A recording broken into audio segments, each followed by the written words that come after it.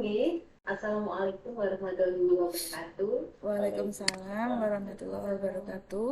Selamat malam Bapak Ibu, gimana kabarnya hari ini? Masih semangat ya? Alhamdulillah. Baik, bertemu lagi dengan saya nggih. Mohon izin saya screen dulu sebentar. Alhamdulillah, terima kasih. Baik, sebelum kita mulai kegiatan lokakarya kita ini, bisa dipimpin berdoa. Bapak Khairul, monggo dipersilahkan.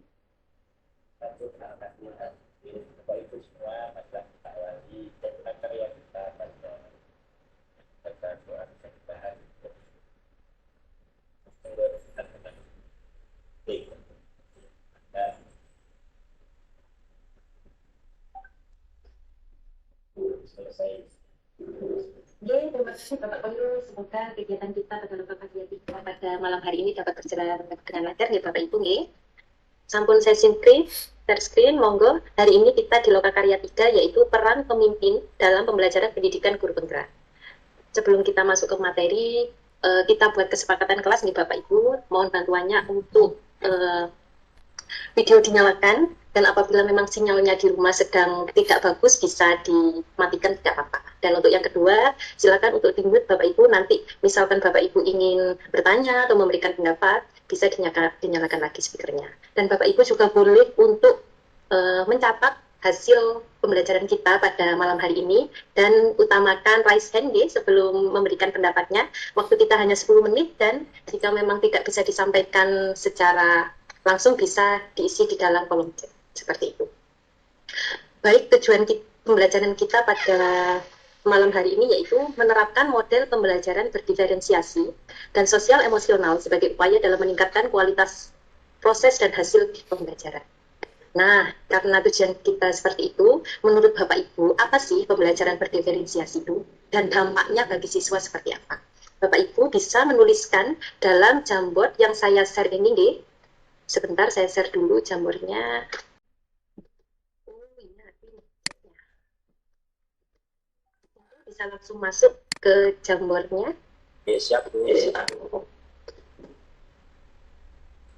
Di sana ada dua slide. Slide pertama itu bertanya tentang pengetahuan awal Bapak Ibu tentang pembelajaran diferensiasi. Dan untuk slide yang kedua, itu dampak dari pembelajaran diferensiasi bagi siswa di sekolah Panjang. Maaf Ibu, Oke. jambornya minta akses Ibu. Oh ya, Masih belum dibuka sebentar. aksesnya nggih. Oh, sebentar ya Bu. Bentar. Iya, belum ketemu. Yang sebelah mana ya Bu ya? Ngapunten. Coba di-share, diklik share. Klik share ya. Iya. Oh iya. Nah, itu bagian sebentar. Nah, get link itu yang change to anyone with link itu loh. Change, Ya, iya. ini Nah, yang saya copy gitu iya. kan? Iya. Jangan viewer, tapi klik lagi bisa mengedit editor. Siap. Nggih, di dan. Sampun, Dan. Oke. Nah, sampun. Terima kasih Bu Ayun. makasih kembali Bu Yuni. Monggo Bu Ayun, Bu Bungki, Pak Khairul, Pak Adi. Saya Oke, tunggu ya. siap.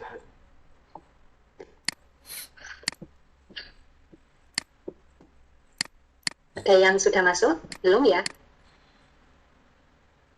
Bentar. Jadi seperti apa pembelajaran diferensiasi itu menurut pengetahuan Bapak Ibu di sini?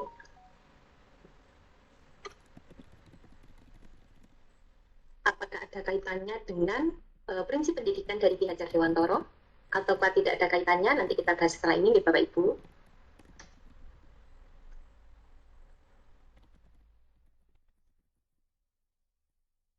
Monggo, Pak Khairul, sudah selesai?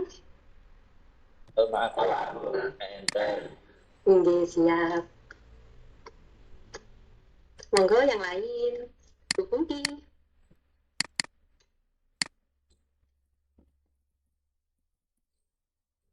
Pak Andi, sinyal lancar di sana ya Pak Andi ya? Mas? Oke, monggo. Rumah saya kebetulan dekat tower, Bu. Ada dua tower. yang berdampingan. Jadi saya diuntungkan dengan tower. Jadi sinyalnya lancar ya Pak ya? Ya, Tower. saya memang kalau beli HP sekaligus dengan towernya, Bu. Ya, Oh gitu ya? Karena anak-anak itu alasannya luar biasa. Tidak ada sinyal, Pak. Itu karena kesalahannya dia beli HP, tapi tidak dengan towernya. Ini kan kurang satu paket. Di sekolah daring sekarang Pak? Daring apa luring? Kelas 12, luring. Kelas 10-11, daring, Bu. Oh nggih. Kalau di sekolah saya tasik luring Bapak. Itu masih luring ya? Nggih, alhamdulillah. Ya, karena pengen aja, pengen daring. Daten nggih. Iya, Iya, apa ini mengecilkannya? Bentar nggih. mana ini? Tenang Bu, tenang. Saya ngecilkan Bu. Saya aja. Nggih, siap Bapak. Pak Koirul guru SD ya Pak ya? Ya Bu, Kelas berapa Pak? saya itu guru mapel Bu. Oh guru mapel. Cing. Ampun, Bu Fungki, ampun Bu Fungki. Bu Fungki nampak serius ini. Aku senyum dulu. Senyum dulu Bu. Dapat tadi. Monggo tinggal Pak Andi sama Bu Fungki, saya tunggu.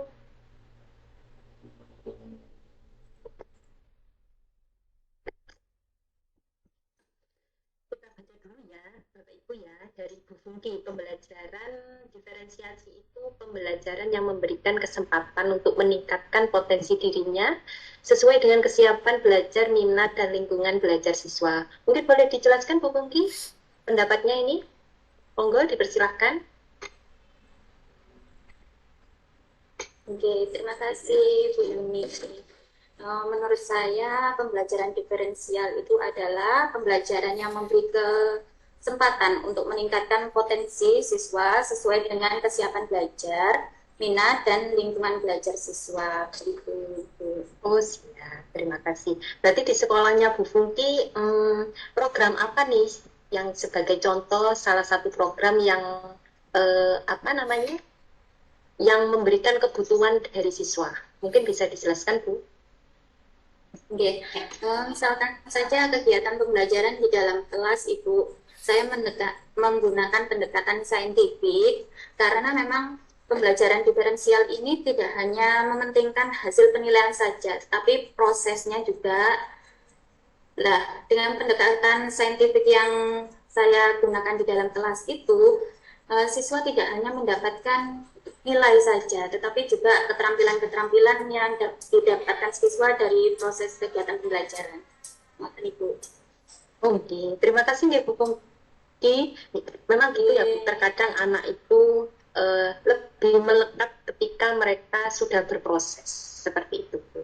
Ya, terima kasih sudah baik sekali pendapatnya Bu Fungki. Mungkin dari Bu Ayun, monggo bisa dijelaskan Bu? Iya Bu Yunik. Oke.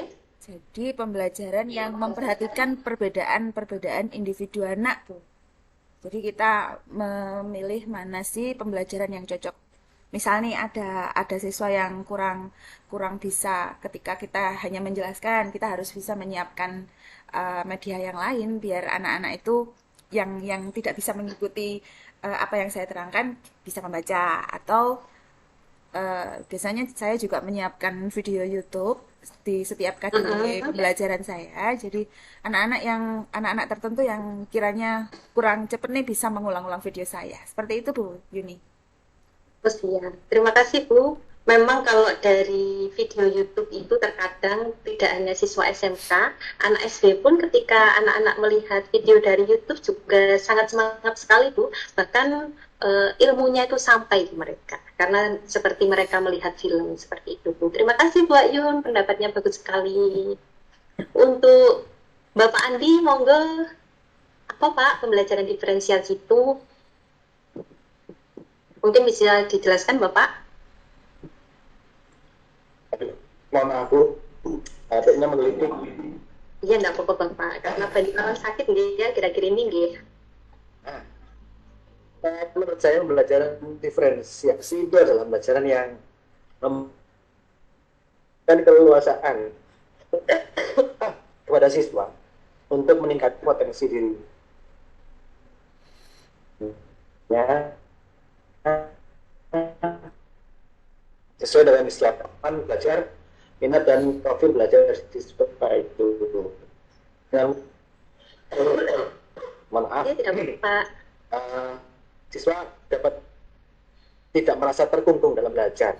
Dia dapat meningkatkan potensinya tanpa harus terskema dengan sebuah aturan-aturan yang mengikat. Karena kalau siswa terus diikat dengan sebuah aturan-aturan, tidak boleh ini, tidak boleh ini, tidak boleh itu, harus begini, harus begitu. Kemudian aturannya terlalu banyak, ya aturan tetap boleh. Tapi kalau terlalu banyak, terlalu berlebihan itu kan nanti tidak membuat sebuah kreativitas bagi siswa. Jadi dalam pembelajaran ini menurut saya akan tepat sekali.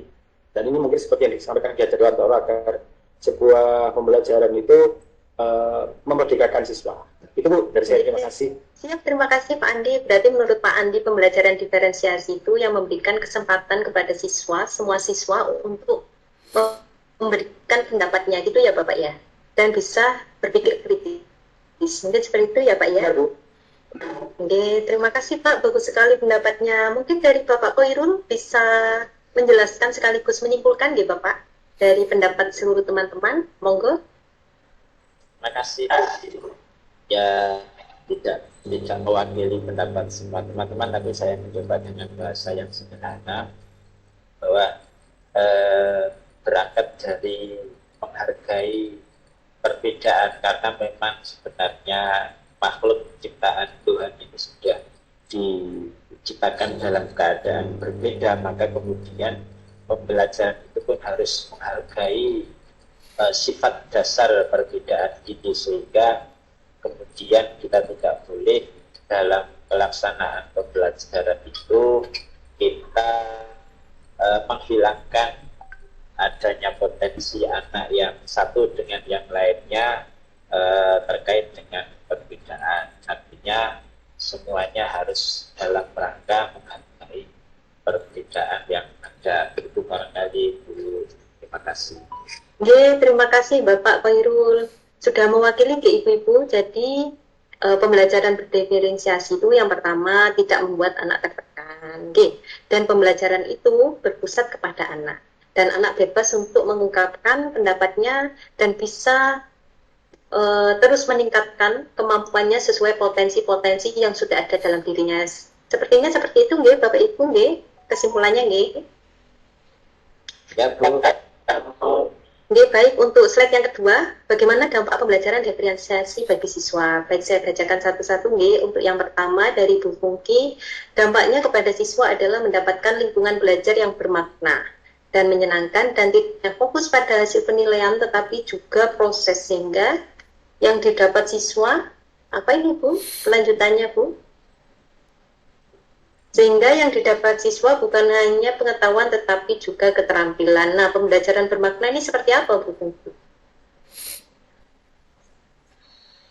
Pembelajaran yang bermakna yaitu pembelajaran yang dapat memberikan anak-anak itu kesempatan untuk meningkatkan bukan hanya kompetensi dalam pengetahuan saja, tetapi keterampilannya juga gitu Bu. Iya, jadi itu yang akan diingat anak sampai nanti gitu ya Bu ya, kurang lebihnya ya. Oke. Terima kasih Bu Fungki. Ini dari Bu Ayun saya bacakan nih, saya bantu bacakan. Dampak anak merasa diperhatikan, dihargai, dan bisa membangkitkan belajar anak. Betul sekali. Jadi pembelajaran diferensiasi itu tidak hanya dapat pengetahuan anak, dan anak juga dapat keterampilannya juga, seperti itu Bu. Jadi kita kembali ke PowerPoint tadi ya Ibu-Ibu ya, Bapak Ibu nih. Sebentar, saya share lagi PowerPoint-nya.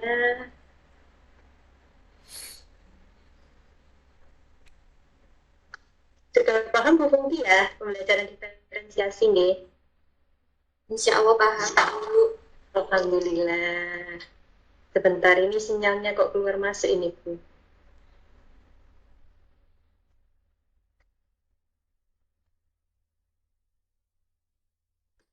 Nah Bapak Ibu, tadi untuk mendapatkan pembelajaran diferensiasi tadi, faktor utamanya kan guru nih. Sebagai pendidik, guru yang sering berinteraksi dengan murid, guru harus matang dalam mengelola sosial dan emosionalnya. Mempelajari kompetensi sosial dan emosional ini membuat guru dapat mengeksplorasi berbagai pengalaman yang dapat mengembangkan aspek sosial dan emosional murid. Nah, ini kami jelaskan 5 kompetensi dasar guru. Sebentar nih, masih belum bisa muncul di share screen-nya.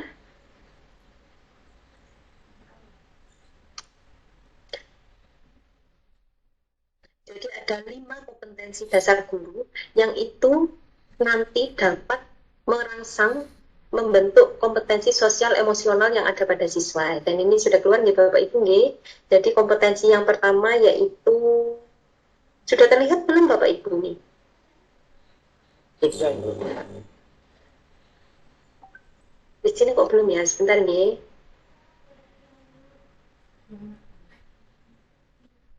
Wow. Jadi kompetensi yang pertama nih, ada 5 nilai guru penggerak. Karena kita nanti calon pengajar praktik yang akan mendampingi calon guru penggerak. Nah, guru penggerak ini yang bisa menggerakkan siswanya menggunakan prinsip pendidikan memerdekakan dari Ki Hajar Dewantara tadi. Nah, ini sebagai guru penggerak kita harus punya 5 nilai. Untuk yang pertama yaitu reflektif, ya.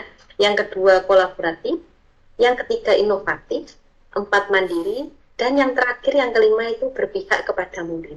Nah, untuk mengembangkan kompetensi sosial dan emosional murid ini secara optimal, peran guru itu sangatlah penting.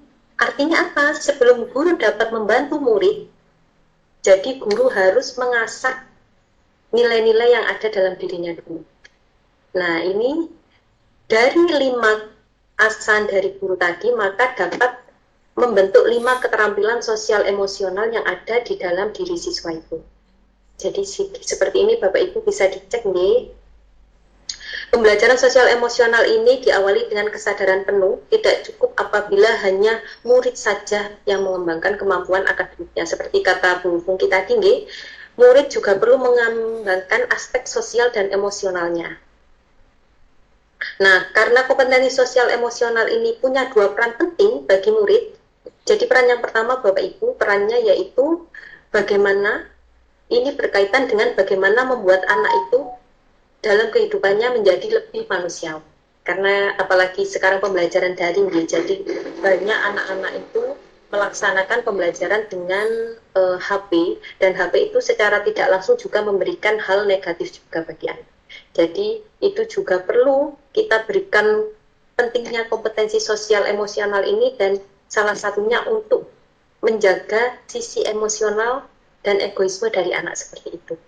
Dan untuk yang kedua, peran fungsional yang berkaitan dengan bagaimana menggunakan kecerdasan emosional dalam kehidupan sehari-hari. Jadi memang penting di Bapak Ibu, jadi antara siswa dengan guru, guru hanya sebagai fasilitator yang menyiapkan, yang menggerakkan, yang mendorong siswa untuk mencapai tujuannya dengan potensi-potensi yang sudah ada dalam diri siswa itu, sehingga kebijakan Merdeka Belajar dapat terlaksana dengan baik. Mungkin dari sini ada yang ditanyakan dari Bapak Ibu? Dari Bu Ayu mungkin, monggo Bu Fungki, ada yang belum dipahami mungkin? Sampun Bu, sudah. Bu, jelas Bu. Jelas? Bapak Andi, Bapak Khairul, kamu jelas nggih? Bu, terima kasih. Mungkin ada salah satu yang bisa menyimpulkan kegiatan pembelajaran pada hari ini. Monggo dipersilahkan.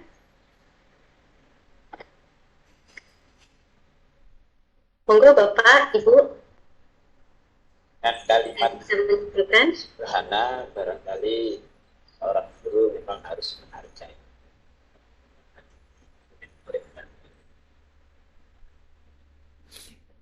Sampun Bapak. Cukup. Halo.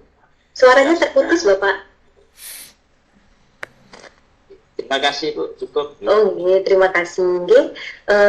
Untuk pembelajaran selanjutnya Ibu-Ibu, jadi nanti Bapak Ibu bisa mengingat pembelajaran yang sudah pernah dilakukan di sekolah tentang pembelajaran diferensiasi. Besok kita bertemu lagi, nanti Bapak Ibu bisa bercerita pengalaman dari sekolah masing-masing. Seperti itu ya Bapak Ibu. Sekian dari saya, mungkin bisa kita tutup pembelajaran pada malam hari ini dengan doa bersama. Monggo Bapak Khairul bisa memimpin doanya. Terima kasih Bu. Bapak Ibu, marilah kita tutup pertemuan kita ini dengan doa berdoa semua. Berdoa silakan.